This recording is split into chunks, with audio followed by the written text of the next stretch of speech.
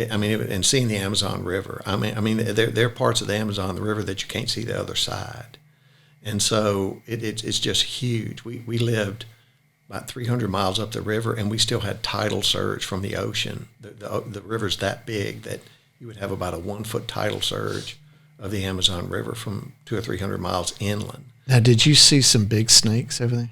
Plenty. Everything down there is big. Spiders are big. Snakes are big. Animals are big. Piranhas are big and small. But growing up in a rural part of the state, loving to be outdoors, hunting and fishing in Louisiana, and then getting kind of parachuted into the Amazon jungle was just awesome.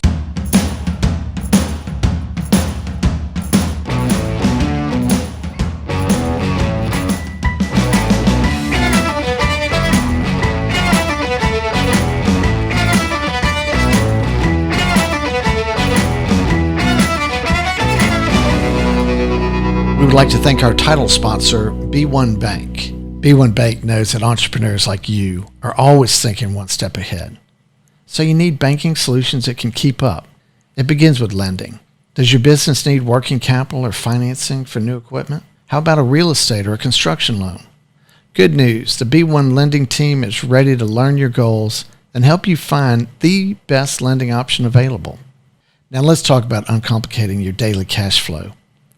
B1 offers a full array of treasury management services that let you collect funds faster, pay funds more efficiently, and access your information with powerful online tools. Most importantly, B1 understands the value of working with local nonprofits to build a stronger community. They believe in giving back through hands-on involvement with their B1 Community Outreach Program because it's simply the right thing to do. B1 Bank. Be uncomplicated. To learn more, visit b1bank.com. Equal housing lender, member FDIC. Hello, I'm Andrew McClendon, your host of the NXT Entrepreneur Podcast. I'm here in the Propel Production Podcast Studio in Baton Rouge, and we welcome our guest, Mr. Buddy Ragland, architect and partner with Coleman Partners Architects. Yep. Buddy, Glad to be here. Yeah, welcome to the podcast. So, 39 years with the firm. Yep. So tell us what Coleman Partner Architects is up to today. So we're about a 30-person firm. We have offices in Baton Rouge, our home office, New Orleans, and Houston. We have a really broad base of clients and places our clients work. At any given time, maybe a third of our work is in resort and hospitality work around the country and down through the Caribbean. About a third of our business is usually kind of in K-12 higher ed. We're working in Louisiana and Texas now in those markets. And then the last third is kind of traditional commercial architectural design work, office buildings, adaptive reuse, historic preservation, tenant build-out, kind of commercial architecture. And, Right. And so we're spread out all over the place like that. Medical's in that last grouping? So we're growing back into the medical arena. We're doing a bunch of clinics right now, medical clinics. Some are public and some are private clinics. We had a long run with Mary Bird Perkins Cancer Center for a long time. That kind of ran its course. But so since we're all getting older, I guess we're thinking about trying to get back into the medical arena as a nice constant source of work. Yeah, absolutely. So your business model is really interesting to me from a number of different perspectives. But one, you have, 6 partners? Well, we have 9 now because we're in an evolution of rolling through another evolution of our partnership. Okay, so the original 4, I say Right. original in Right. recent history. Well, Right. let's take it back a bit. The business was started by one of your partners' fathers, right? Right. Mr. Coleman started our firm in 1949. He had a full career with a partner, Mr. Wilson. They had a full and successful practice. Their buildings sprinkled all over the city that a firm that old might have. In the early 70s or mid-70s, his son, Bob Coleman, who is now my partner, came back from Atlanta and kind of gave a new life to another generation of the partnership. And then in the early 80s, Dale and Gary and I, who had been working there as project architects, formed a partnership with Bob III, who is now my partner. In 1990, we formed a partnership with the four of us. That ran its course for a while, and now we're starting to take on another wave of younger partners to keep the firm moving, and hopefully for another long time. Yeah, that's fascinating. So what was intriguing to me is the longevity of the partnership. You see partnerships, where it's a couple of guys, it can last for a while. But for the four of y'all, you, Dale, Robert, and Gary, to last as long as it has is really something unique, I think. I do too. And I was curious, what do you think it is about that has allowed it to be such a success? I mean, is it, friendship? Is it complementing skill sets? Is it just a good, solid business model? Or I think if I had to kind of cook it down, I would say that our business model is trust of your partners. And so over the years, we've evolved to kind of have areas that we gravitate to that we're most comfortable in and probably perform the best because we all make time to do what we like to do, right? So we have settled into a comfort level there with certainly with the four of us, where we had full faith that the other partner would do what he was supposed to do and what he said he would do, which would free our time to do what they were expecting us to do. Right. We have very diverse backgrounds. We have a very diverse portfolio of friends and connections. We have very common thoughts about financial stability and security, even though we're differently, have different personalities and stuff, but we are amazingly calm and similar there. So we don't have the one partner that just can't stand it until we have a condo or a yacht. So that's been a blessing to us, and I'm not sure we realized that we had that within us until a little time went by. Yeah, that makes so much sense. So I think it's that we have common threads that we can all depend on with each other, and I think that's what's made it successful. And I suspect as you're looking to the next generation of partners, you've got Joe and Wendy in there, and right. I'm not familiar about the other three. Right. But I imagine you're looking for those same mindsets. Well, our firm has a nice history of having lots of continuity with people that work for us. I mean, our youngest partner has been with the firm for 10 years. So, and it goes on up from there for 15, 18, 20 years for some of our, what I would consider younger partners now. So we like the fact that we're a firm that's over 70 years old, and we've been able to have continuity of service and continuity of clients. Mm-hmm. And we obviously want people that are of like mind and want to perpetuate the firm for another generation. Not so much the .com grow the firm, spin it out, sell it, move on. We like the idea of that continuity. Yeah, I had a guest on one time, and he was telling the story about he's in a family business, and he had been to a seminar on succession. Mm-hmm. And his family business at the time was 104 years old. And he was talking to an investment banker, and he told the investment banker he was 104 years old business, and that banker said, "Oh no, what happened?" Right. In other words, right. That guy was only interested about starting and flipping, you know, and that was his model of success. And Kenny and I and you subscribe to the same theory of longevity and operating businesses, and that's where our comfort level is. I think that's one of our selling points, actually. When we talk to our clients, I mean, we're usually touching one of the largest sums of money and the largest investment that they're ever going to make. Right. Even if it's a big corporate company, it's still a huge stake in their business model, right? So we sell stability, continuity, knowledge, and hopefully that's comforting might not be the right word, but it's a reassurance that this company's been around. People hire them time and again. So I think this is going to work out for us. Yeah, I wanted to ask you what it is that you thought that made you different from competing firms, and how you sell yourself and how you sell your services to your clients. And it seems like you're touching on that right now. So I just wanted to Well, give you an opportunity to expand on that. I think two things really. One is we try to make our business about meeting clients where they are.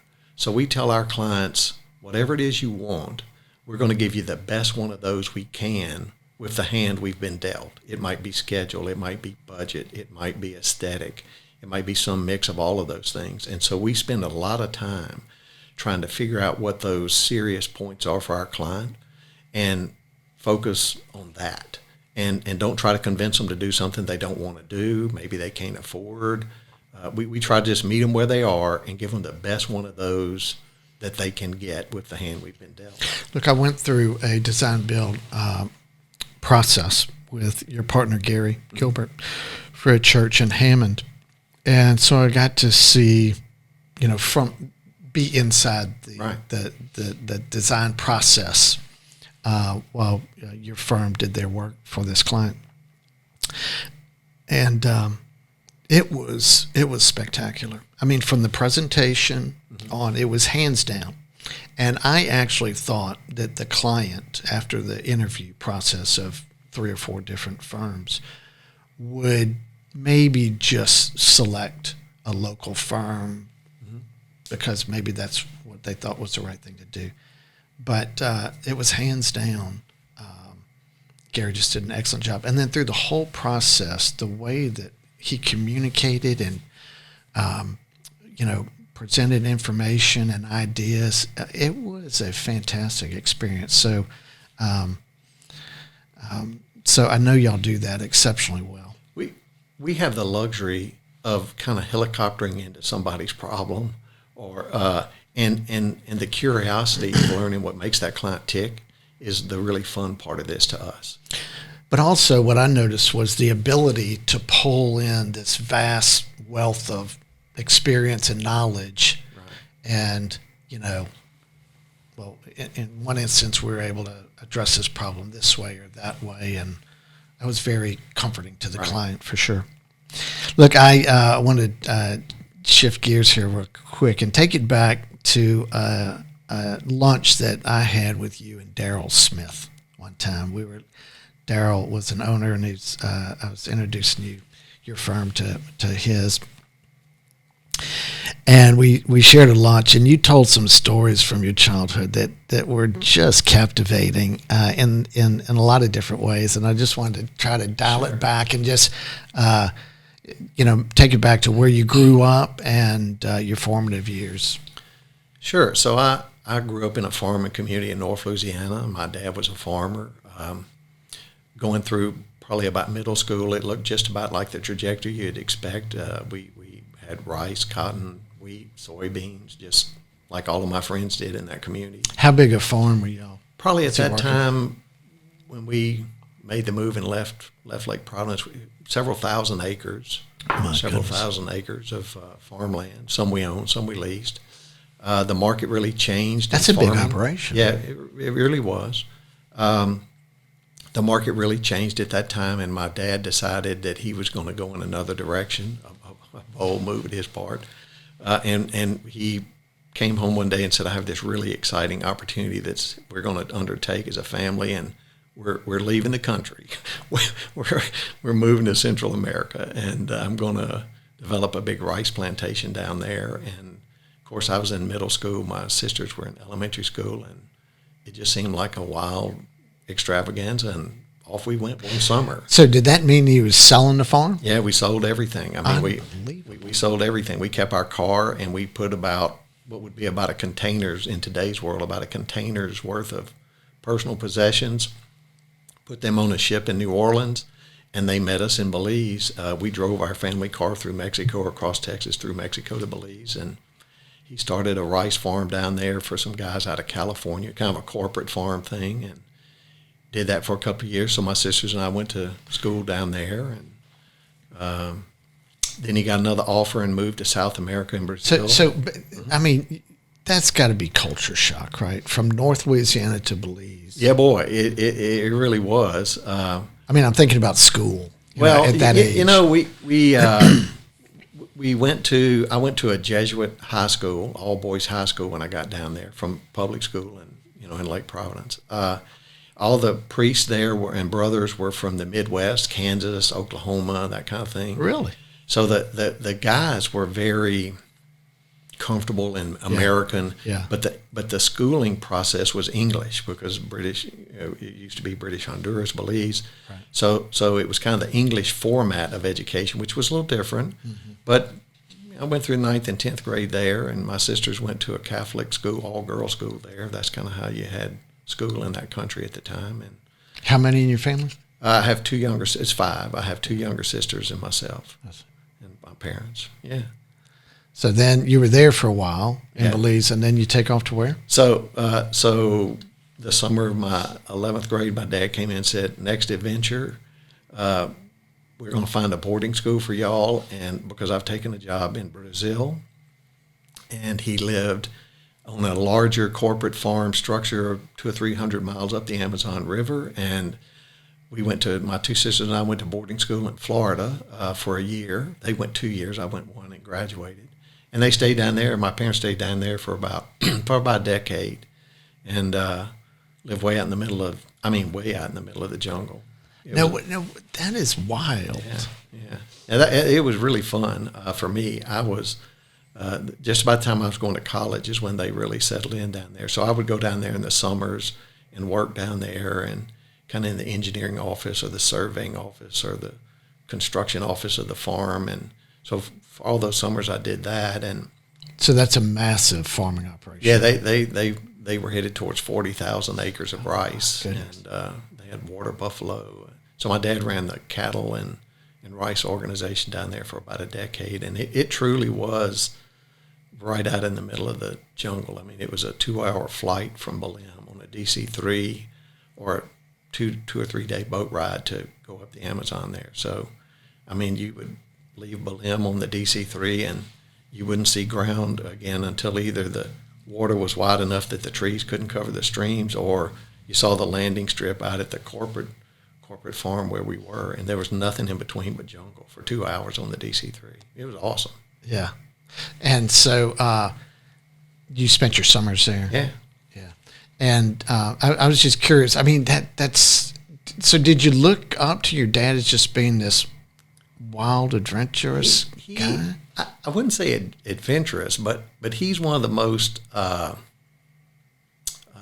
optimistic people I think I've ever met. I mean, he just will not take no for an answer and sees the brighter side of things 99% of the time. So, whereas I guess it could have kind of crushed our family that we were moving around and stuff like that. It just, I don't know, he and my mom just presented in a way that it was an opportunity worth undertaking, and let's go see what happened. Yeah. And it all kind of worked out. So favorite memories from Brazil?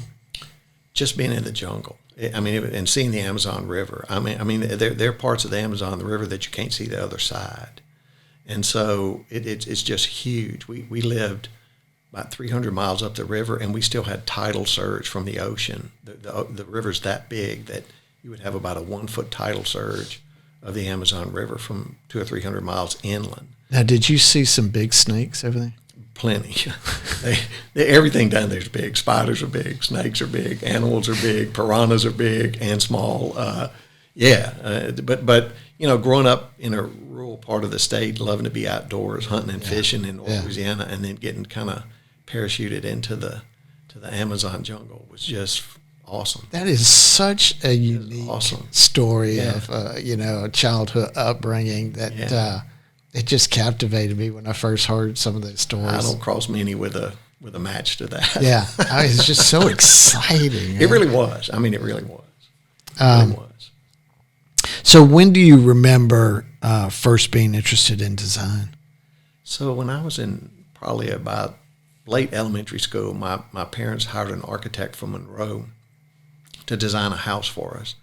And so this guy who, obviously at that time I was a young guy, this guy would show up and he'd have these plans, and it was kind of a mad scientist looking thing. I mean, he would roll out these plans and they would talk about moving things around, and that just fascinated me to no end. And of course I was the kid that would take my bicycle apart right down to the last ball bearing every week and put it together and build models and fix things on the farm. I mean, that was kind of my MO anyhow. So when this guy showed up thinking about a house, and we got to watch from the plans. It just eventually came out of the ground. I mean, I was awestruck by that. And by the time I was in the 10th grade, now looking back, I realized I didn't know what I was talking about, but I was like, well, I'm going to be one of those. And it's turned out that the curiosity that I had as a child, I've been paid to be an architect to play with that curiosity forever, and it's been awesome. Isn't that interesting? It's been just awesome. that one experience. Yeah. You know, it was great. And we've had stories on this podcast where sometimes it was the influence of a teacher that just said, "Hey, you're good at that," and right. It is just something that sparks the imagination. And in some instances, in a child. Now, I'm quite confident had we not left my hometown, I would be a farmer today, and we probably wouldn't be sitting here, because I still love everything about being out in the country and being in the land and everything about farming. I mean, I think I would still be a farmer to this very day had we not left there, but with the cards we're dealt, here we are. Was your father's father a farmer? Yeah. So, I mean, it's kind of baked into our family to be that way, and I, to this very day, I still love it. I mean, I still play around with farm things today. I remember talking with Governor Romer, and he was telling me stories about growing up on a farm, and I just had this vision, a couple 100 acres. Yeah. Next thing I know, it's like 6,000, and then you read his book, and they lease more, and like 20,000 acres, and I'm like, oh my goodness, that's a farm. Yeah. Look, buddy, let's take a quick break here, get in Sure. a word from our sponsor, and we'll pick it up on the other side. Sure. We would like to thank GearTrain for their support of the NXT Entrepreneur Podcast. GearTrain is a national program management company that specializes in the inspection and audit of conveyor systems, VRCs, robotics, and material handling equipment. GearTrain also manages routine maintenance and repair programs, as well as emergency callouts for clients all across the United States. GearTrain technicians have the experience to keep your automated equipment systems running at peak output. For all of your inspection, audit, and maintenance needs, reach out to GearTrain. They can be found online at geartrainperforms.com.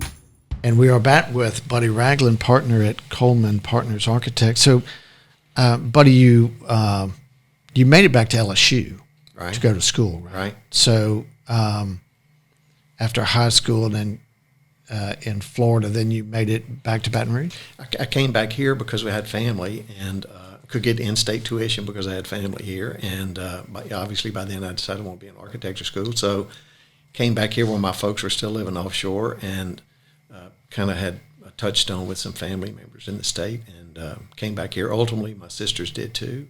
And but I graduated from architecture at LSU.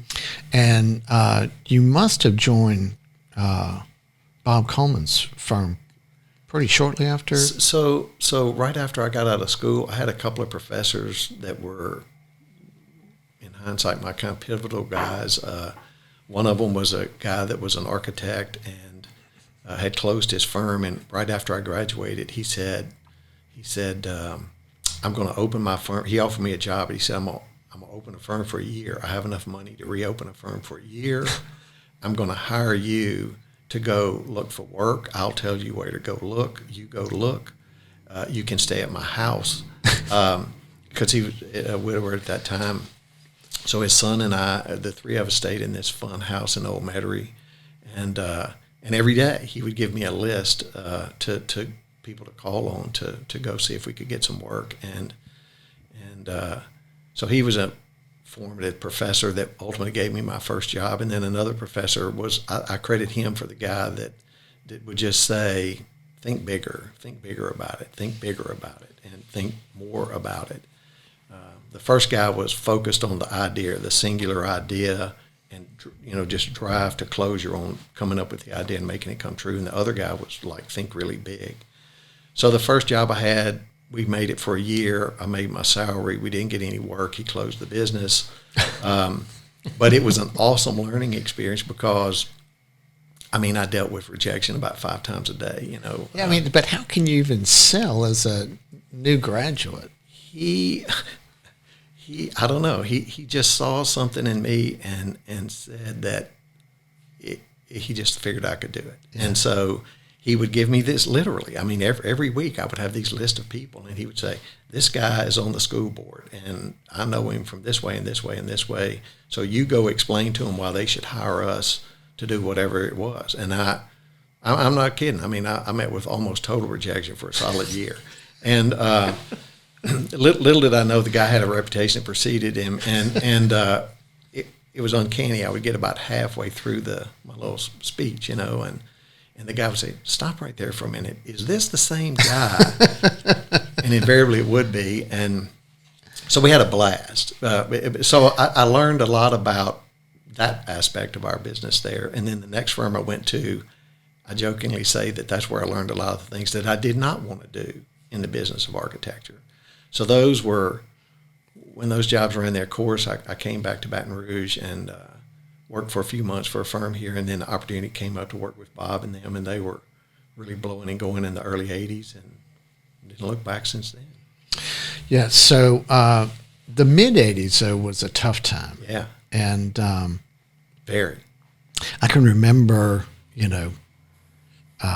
actually, I didn't even go to my own college graduation because I'd finished school. Right. It was a month or so before graduation, and I had my job, and there were no real project manager type jobs in construction. I was working as a laborer. I was making $7 an hour, and I was pouring concrete. I was a laborer. But we had a big concrete pour the morning of my graduation, and I was so sensitive to that I could be replaced in a second. Right. That I wasn't going to risk it.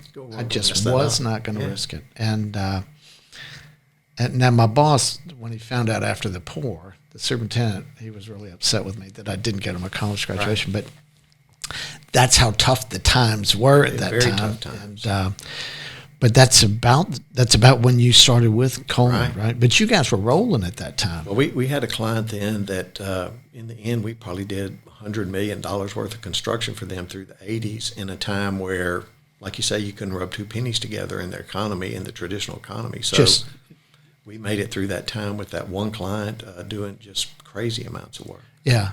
But I mean, an incredibly unique situation, right? Well, and it put us in an arena that most architects may not be comfortable in, but it put us in a kind of a design build relationship with a contractor, and we partnered and hooked at the hip. And I think that's part of the DNA of our firm to this very day, of being comfortable talking about schedules, budgets, design options, running financial models on how to deliver projects effectively. I think that's in the DNA of our firm, and I think a lot of that came from those times where, we would be given a schedule and a budget and a program saying, do it, not really moving parts to that, just make it come out like that. And you would come up with meeting a client where they were and making sure it happened. And I think that's in our firm to this very day. Yeah. Can you talk about that all that work came to a sudden stop, as I recall, and what that was like for you at your point in your career, at your age, what that looked like? I mean, well, it was an example of our firm and our business was doing everything. Our bosses at the time were doing everything they were supposed to do, and through no control of our own, just things come to a grinding halt. Right. And so it's very unsettling as an employee. You're wondering, like, geez, I wonder if we're going to have a job when this spins out the other way. What are we going to do about it? And so I think a lot of credit to Bob and his dad, who were very calm about it. And, we had a little bit of other work to do, and we just kind of stayed the course and hunkered down and focused on what we knew how to do and worked through there, and came out the other side okay. And it took a while to be able to grow the firm again, but by the time I became a partner at 90, I mean, things were kind of taking on a different track and working out okay. So talk about the growth. You mentioned that the transition between Bob Coleman and your partner Robert Coleman III.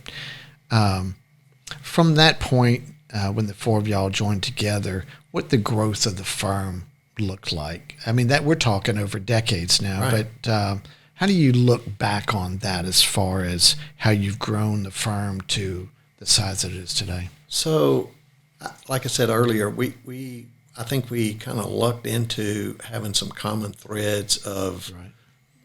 thresholds for business pain and how we protected our money, and we were on very common ground there, even though we had very diverse backgrounds, and so that turned out to be a blessing, and I think that's had a lot to do with a lot of longevity. But we also decided that we wanted to grow our firm as large as it could be, but where the four of us never lost touch with being able to touch a piece of architecture every day. So we didn't want to grow to be a 100-person firm, and then I turned out to be the insurance and HR architect in the firm. I mean, we all still wanted to touch architecture every day. So that kind of puts a cap on an hours in the day problem of what you can do. So I think we're, with four or five partners and about 30 people, that seems to be about the sweet spot of, if we're not careful, somebody's going to lose control and not get to touch architecture anymore. So we want to stay very active that way and stay in touch and actually still do architectural things. So when you look at your website, buddy, and your portfolio of work and all the different categories that you mentioned earlier, it is really just incredibly impressive. Just some beautiful projects and incredibly large projects. Yeah. And it's just stunning, really, the amount of work. I think the way our firm is structured, we kind of let people have space to do what they do best. And so you might be a design person, you might be a managerial person, you might have an affinity to deal with construction, and the scale of the projects we have really are more than like one person can handle. I mean, you really have to be comfortable in a team. Some of our projects have incredibly large teams to make them come true, and they're all over the country. Many of them aren't even in the United States. And so to be able to build a system that works long distance, I know you have companies that spread out all over the place, and so I know you know what I'm talking about. You have to have a logistical way of managing projects and having dependable people on the other end to partner with. So I think we built a model that lets us do that effectively, and we have a diverse portfolio of work, and we have very strong people in our company that really know what they're doing, and so it makes it work. So how does it work when you open offices in different markets? You mentioned New Orleans and Houston, in addition to Baton Rouge. So our company, we have 3 offices right now, but they act like one large office. Right. So we share staff weekly. People might be bouncing around. My partner that runs the office in Houston might have staff out of New Orleans or staff out of Baton Rouge to support something that she's doing over there, and vice versa.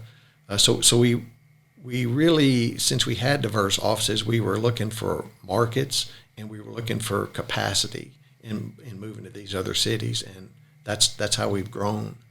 But we really do. Even before the internet, we're kind of starting to learn how to make all 3 places work as one. And because we had international clients, by definition, we were dealing with remote connectivity, remote contractors, consultants you rarely see in a way that's really normal today in the virtual world. So when the technology kind of moved to where it is now, it seemed to be a very natural fit, and even helped us even more to be able to reach farther and play with teams that are really spread out to get done what we need to do. It's fascinating to consider what technology can allow you to do and grow your business, but it's still,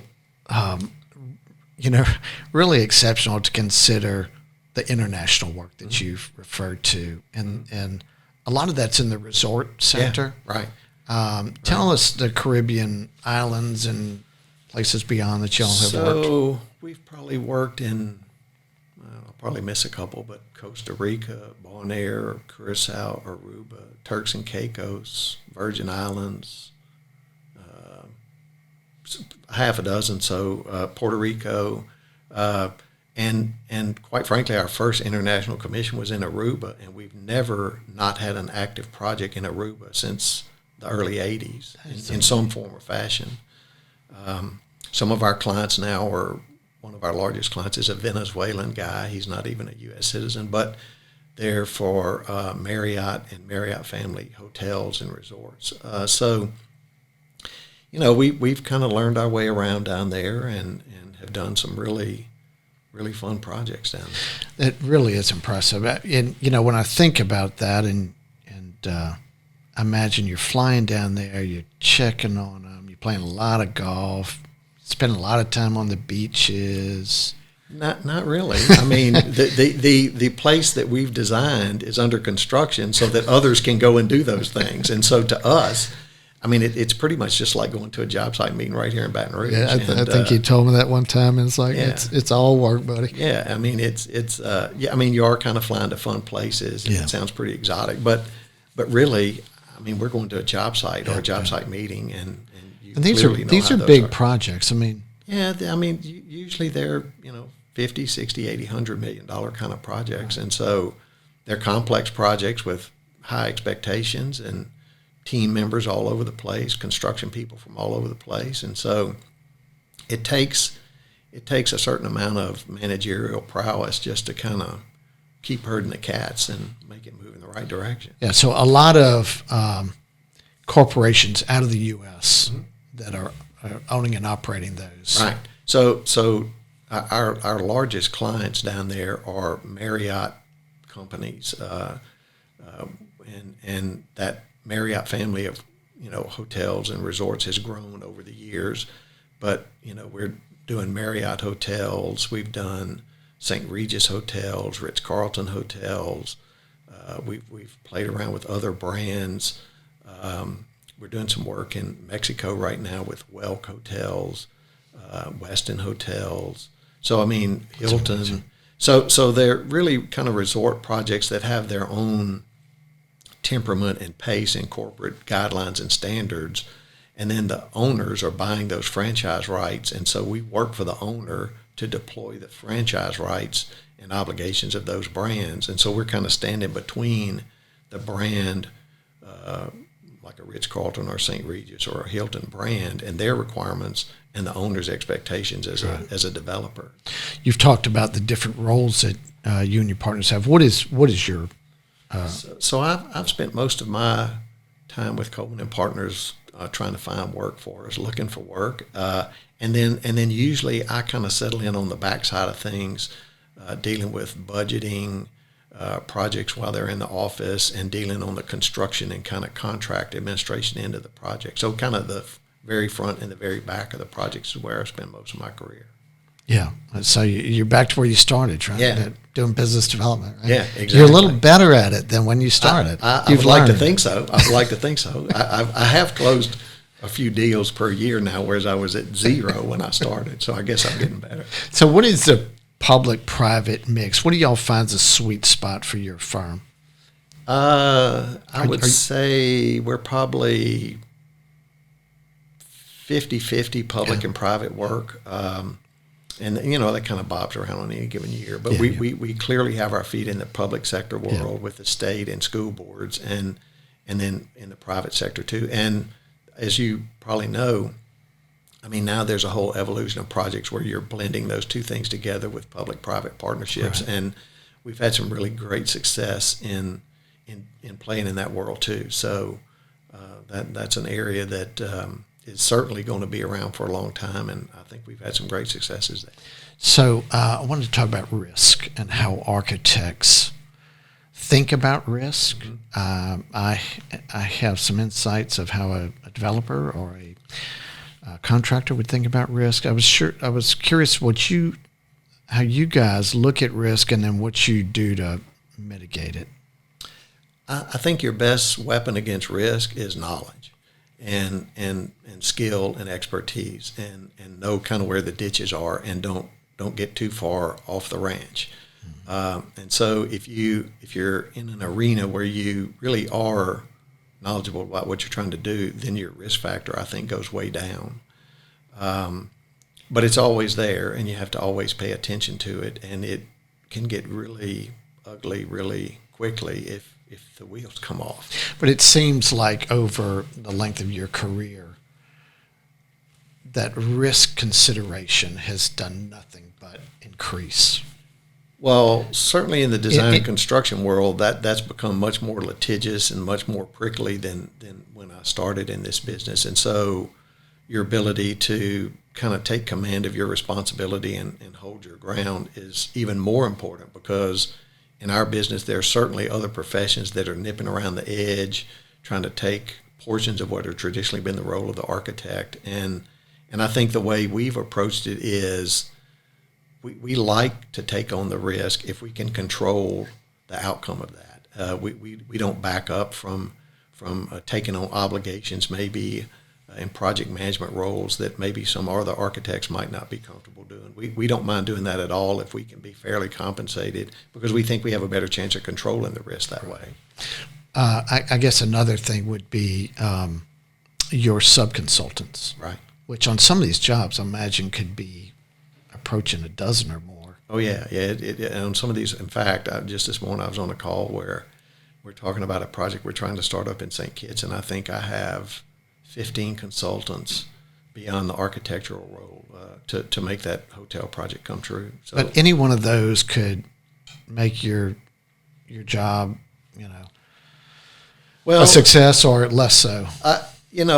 On the ones that count, we have our track record with, and right. They depend on us, and we depend on them, and I have a high degree of confidence they're going to do their job. Sure. Some of the other consultants, it's almost always a first-time relationship, so you have a little more time to pay attention to make sure they're coming along okay, because you do have the comfort level of working with the other consultants and are fairly confident they're going to kind of hold up their end of their deal. So it gives you some time maybe to look at some of the other ones that are first-time. Yeah, I guess what I'm saying is when I look at that whole sphere of architectural design and you look at what's involved in a building and all the different systems, you do have a means of mitigating risk by bringing on some, right. some tried and true sub-consultants that are going to do a great job performing. Right. A lot of business people look at us as architects and say, what in the world were you thinking when you took on that responsibility to keep all of that moving? But that's the part that makes it fascinating, I think, for us. And,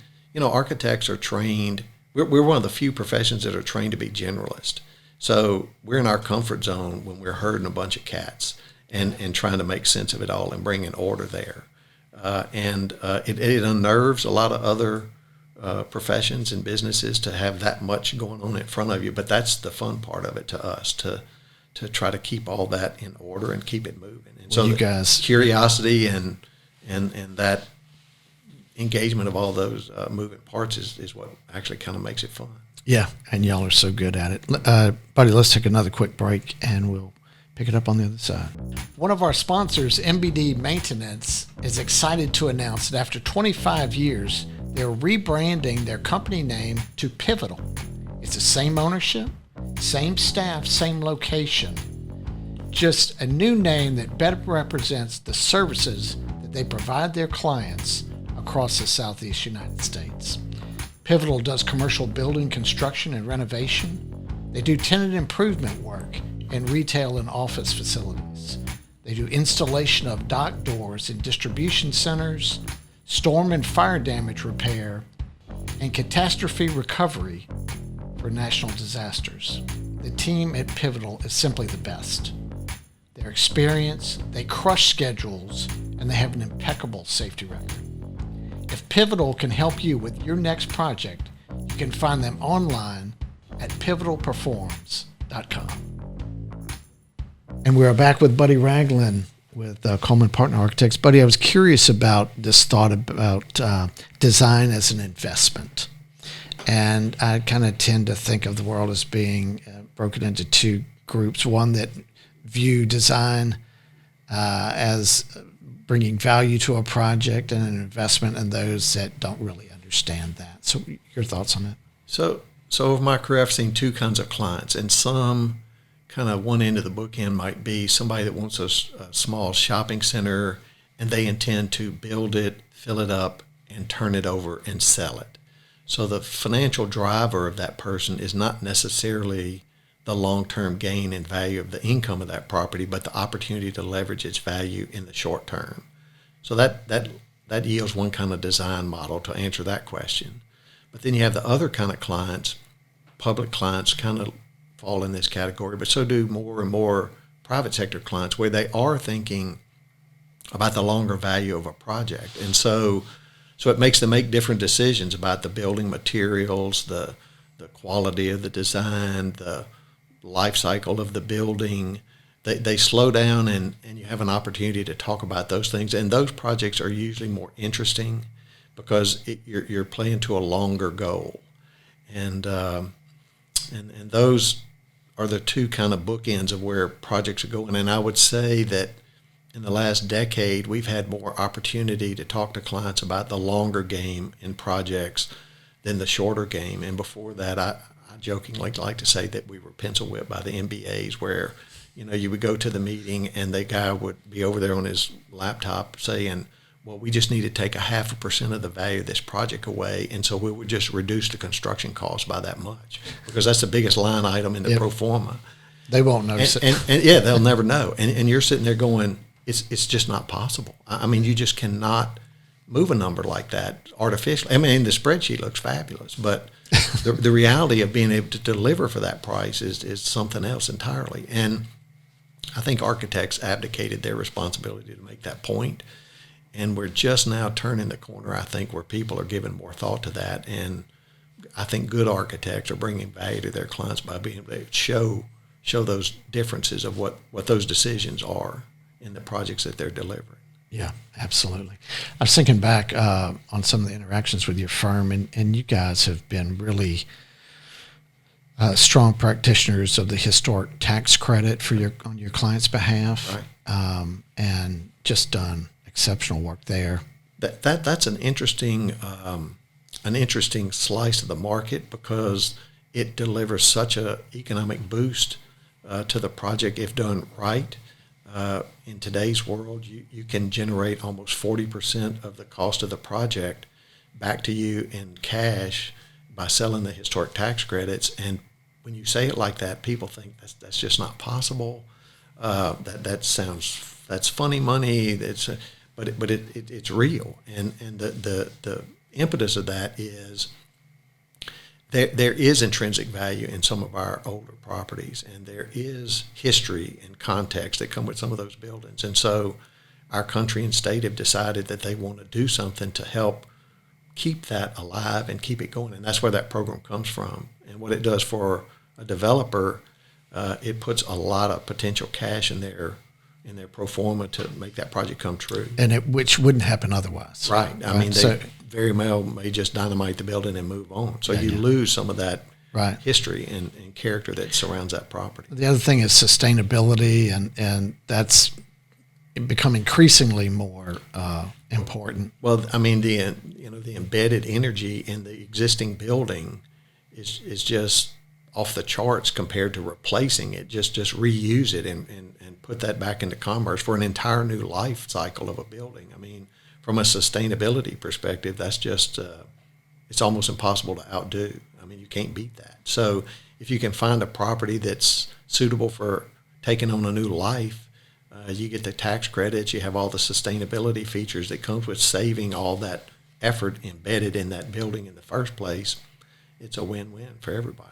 Yeah, buddy, I was curious about how the process of architectural design may have changed over your career. There's been a lot that's changed, but I'm just thinking about the process. Well, so curiosity has a lot to do with it, and our ability to manage expectations and to really help an owner understand exactly what they need. Because in the end, the things we do, it really is just a tool for a client to achieve what they're trying to do. I need a new office building because my company is growing. I see an investment opportunity for a piece of real estate.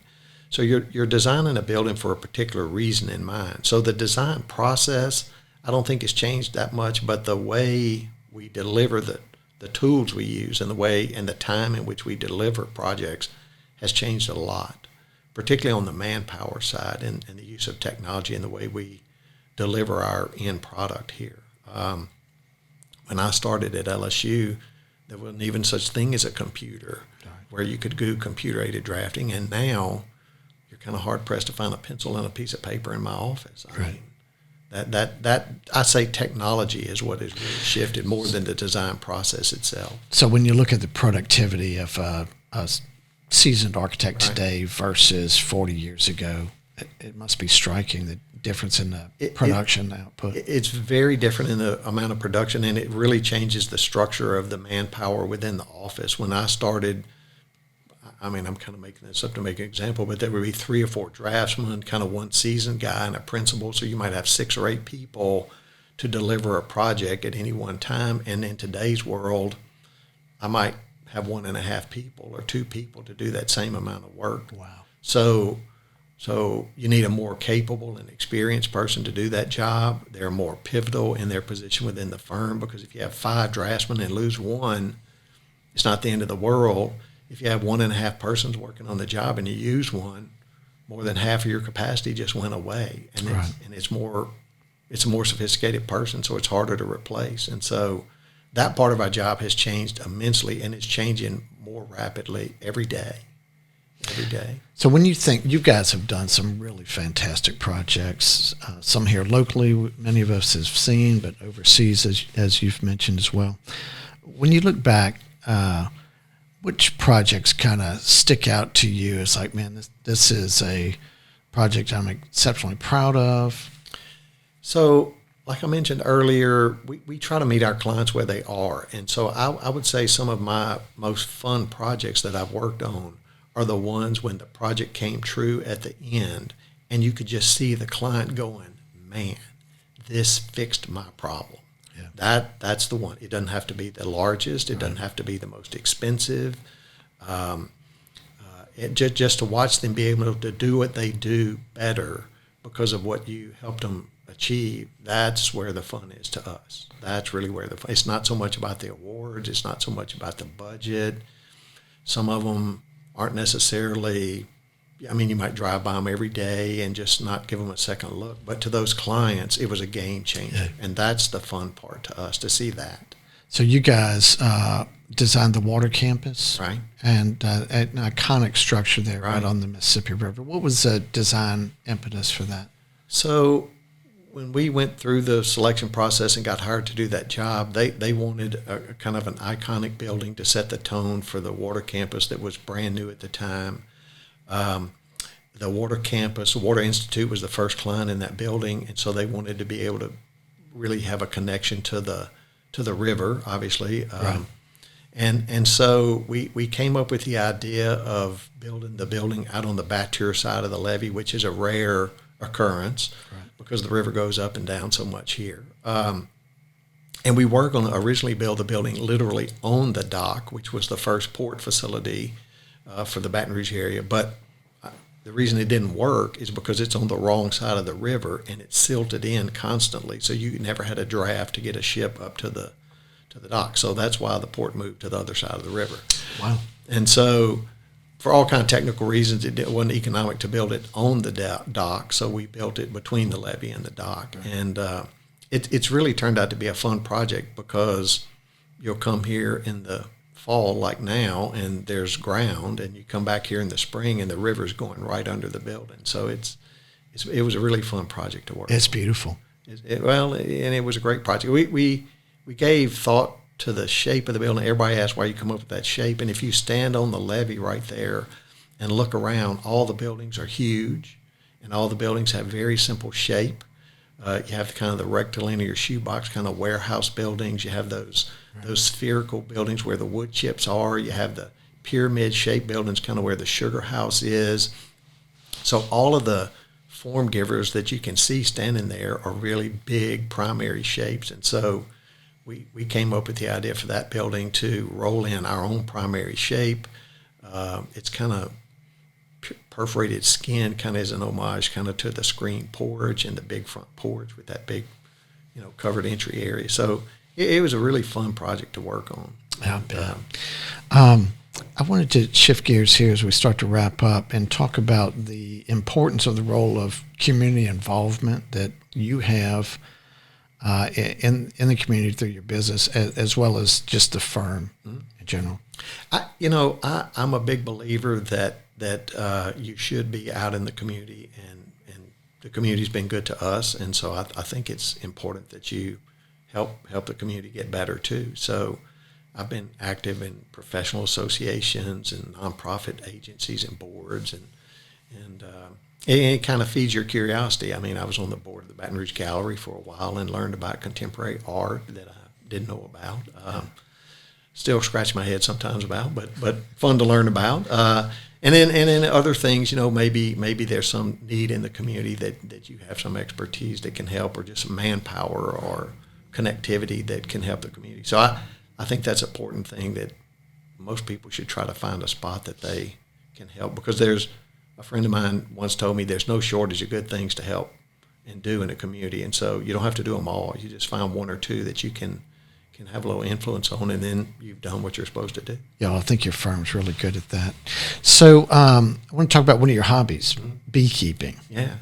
Tell us about how you got into that and how that works for you. So I've been doing that for about 10 years, and I don't know, I think I just read some article. It seemed kind of fascinating, and the more you learn about it, you realize how structured of a world the bees live in. And so I probably have 4 or 5 hives at any given time, and I probably get 10 or 15 gallons of honey a year out of those 4 or 5 hives. And it's a fun thing to do, because you have to be kind of paying attention to only that when you're doing it. And it's not like a dog that you have to fool with every day and do something, so you can kind of move at your own pace. And it's really been a fun hobby to learn about, and they're really fascinating little creatures, and I've had a lot of fun learning about them. So that's not a far stretch from your early farm days? No, not at all. I mean, I've had chickens, I've had bees. I don't know. I just like to kind of keep my finger kind of touching the land, I guess. And so I can't have 800 acres of soybeans in the backyard, so I just have 3 or 4 beehives back there, and that keeps me close enough. That's great.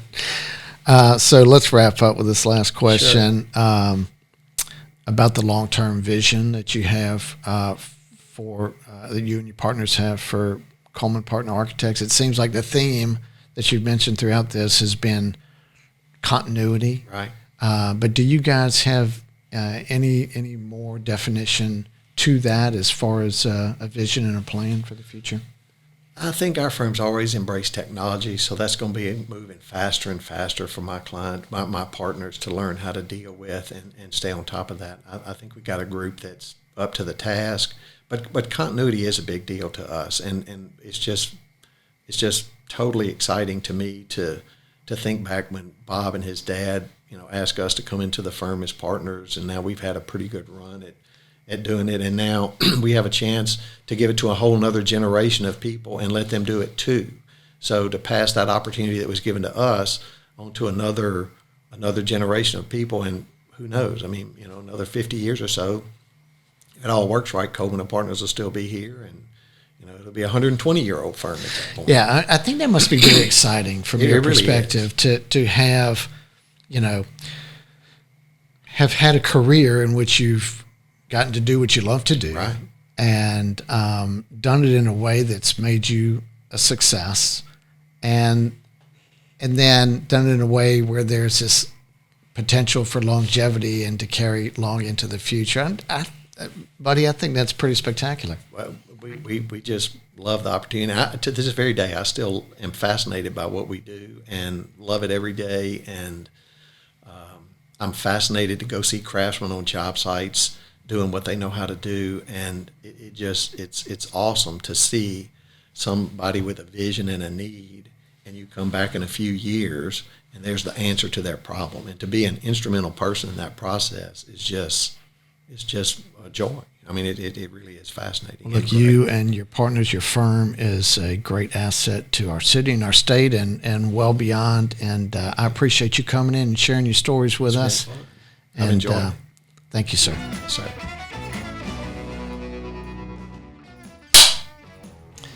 Buddy Ragland is genuinely one of the nicest guys you ever want to meet, and it's been that way for all the decades that I've known him.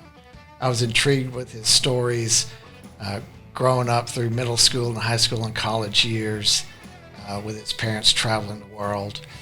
And I was also intrigued to learn about his thoughts on the success of their business model, the longevity of their partners. And if you consider looking around, how many partnerships do you see with 4, 6, or 9 partners that have lasted as long as theirs have? And the fact that the partners have different backgrounds, but they have similar values. And that just made so much sense to me. Also loved how Buddy talked about mitigating risk. And they have a comfort level with that in their firm based on their underlying knowledge of what they're getting into. So Buddy's shared some gems in this episode. We appreciate him coming in. We appreciate you guys watching, and we'll catch you next time. We would like to thank our title sponsor, B1 Bank. They can be found online at b1bank.com. The Next Entrepreneur is produced by Propel Productions. You can find more information at propelyourstory.com. Don't forget to subscribe to the Next Entrepreneur Podcast and hit the bell for notifications. You can also follow us on social media. The links are in the description below.